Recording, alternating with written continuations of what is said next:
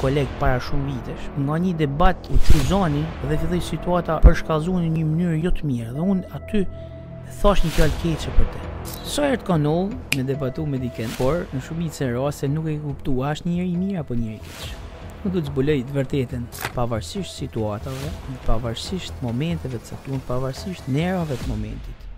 Të gjithë njerëzit në thelb janë të mirë. Arsyeja pse sjellen në mënyrë të keqe me dikën është sepse ne realisht kujtojmë se po na sulmojnë.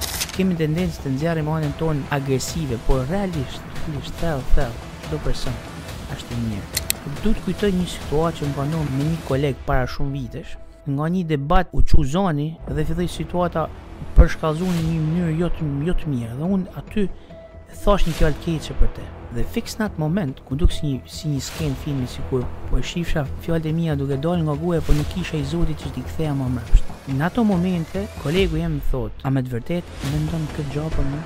Dhe unë aty u gëzova shumë që mu dha një mundësi që ta rregulloja situatën dhe thash, jo, në fakt nuk e mendoj këtë gjë për ty, por që situata dhe nervat më banë më thonë gjëra që nuk e mendoj. Më shtua respekti shumë për këtë person. Sepse në një moment kritik ai më dha mundësinë që unë të tregoja veten se në fakt nuk isha i keq, po isha thellë isha i mirë.